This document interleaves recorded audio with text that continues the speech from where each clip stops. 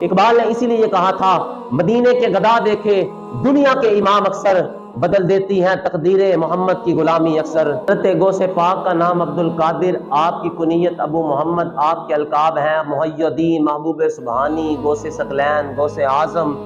پیران پیر، پیر دستگیر، شہنشاہ بغداد، غیارویں والے پیر، شاہ سمدانی۔ آپ اپنی والدہ کی طرف سے امام حسین کی لڑی میں سے ہیں، اپنے والد کی طرف سے امام حسن کی لڑی میں سے ہیں۔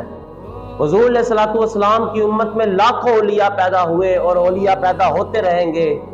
مگر اس میں کوئی شک و شبہ نہیں، جو مقام اولیاء میں سے اللہ تبارک و تعالیٰ نے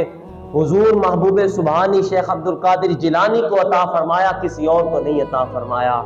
میرے گوز دی شان کی پوچھ رہے ہو، وہ دوتا نبی دائے، پوتا علی دائے، ہوتے سیس جگ دے جگ دے ولیاں دے، قبلہ کعبہ اور ہر ایک ولی دائے،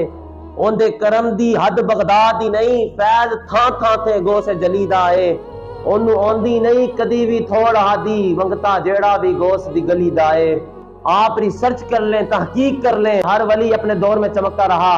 جناب جب دنیا سے گیا وقت گزرنے کے ساتھ ساتھ لوگ اس کا نام بھولتے گئے، لیکن آپ دیکھ لیں حضور محبوب سبحانی شیخ عبد القادر جیلانی کو 9 صدیاں ہو گئی ہیں دنیا سے گئے ہوئے، لیکن جس طرح آپ کی زندگی میں آپ کا نام چمک رہا تھا، آج 9 صدیوں کے بعد بھی آپ کا اسی طرح ہی نام چمک رہا ہے۔ ہمارے امام احمد رضا نے اسی طرف اشارہ کرتے ہوئے کہا، سورج اگلوں کے چمکتے ہیں چمک کر ڈوبے، افق نور پہ ہے مہر ہمیشہ تیرا، مرغ سب بولتے ہیں بول کر چپ رہتے ہیں، ہاں اصیل ایک نوابیخ رہے گا تیرا۔ اور آپ دیکھ لیں کہ حضور غوث پاک کو اللہ تبارک و تعالی نے کتنی شانوں سے نوازا۔ حضرت غوث پاک کی شان بھی بہت بلند و بالا، اور حضرت غوث پاک کا سارا خاندان ہی ولیوں کا خاندان تھا۔ حضرت غوث پاک کی ایک پھوپھی جان تھی جن کا نام سیدہ عائشہ تھا۔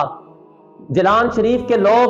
آپ کا بہت ادب و احترام کیا کرتے تھے، آپ بہت بڑی زاہدہ، عارفہ، عابدہ اور سب سے بڑھ کر اللہ کی ولیاں تھی۔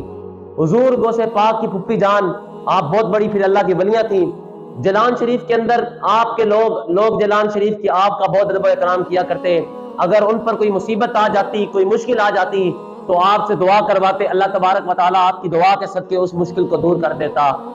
جیلان شریف کے اندر قحط سالی پڑ گئی، بارش نہیں ہو رہی تھی، لوگوں کی فصلیں تباہ ہو رہی تھی، جانور بھوکے مر رہے تھے، یہاں تک کہ انسانوں کے چہروں پر بھی جناب خاموشی چھائی ہوئی تھی، انسان بھی بھوکے مر رہے تھے۔ اب وہاں کے لوگوں نے نمازیں پڑھی، دعائیں کی، نفل ادا کیے اور اب کی بارگاہ میں دعا کی، بارش نہ ہوئی۔ سارے اس وقت کے جناب جیلان شریف کے بزرگ اکٹھے ہو کر حضور محبوب سبحانی شیخ عبد القادر جیلانی کی پھوپھی جان کے پاس آ گئے۔ آپ اللہ تبارک و تعالیٰ کی ولیاں ہیں اور آپ حضور علیہ الصلوۃ والسلام کے گھرانے میں سے ہیں، آپ حضور علیہ الصلوۃ والسلام کا صدقے اللہ تبارک و تعالیٰ سے دعا کریں کہ اللہ تبارک و تعالیٰ اس قحط سالی کو دور کر دے۔ آپ جانتی ہیں کہ اس قحط سالی کی وجہ سے جانور بھی بھوکے مر رہے ہیں، اس قحط سالی کی وجہ سے انسان بھی بھوکے مر رہے ہیں، اس قحط سالی کی وجہ سے فصلیں تباہ ہو رہی ہیں۔ آپ رب تعالیٰ کی بارگاہ میں دعا کریں۔ میں تم یہاں پہ ٹھہرو، میں آتی ہوں۔ آپ اندر گئی، آپ نے جارو اٹھایا، فقامت الی رحبتی بینہا وکانت الارض، آپ نے سارے صحن میں جارو پھیرنا شروع کر دیا۔ جب سارا صحن کو صاف کر لیا تو رب تعالیٰ کی بارگاہ میں ہاتھ اٹھا کر آسمان کے طرف چہرہ کر کے دعا کی، کہا وقالت یا ربی انا کنست فرشی انتا، اے میرے اللہ میں نے اس صحن کو صاف کر دیا ہے، اب تو اس میں اپنی رحمت برسا دے، یعنی اپنی بارش برسا دے۔ حضرت ابو العباس کہتے ہیں جب حضور غوث پاک کی پھوپھی جان نے دعا کی اسی وقت بارش شروع ہو گئی اور سارے لوگ اپنی فصلوں کی طرف، اپنے جانوروں کی طرف بھاگے ان کو پانی پلانے کے لیے۔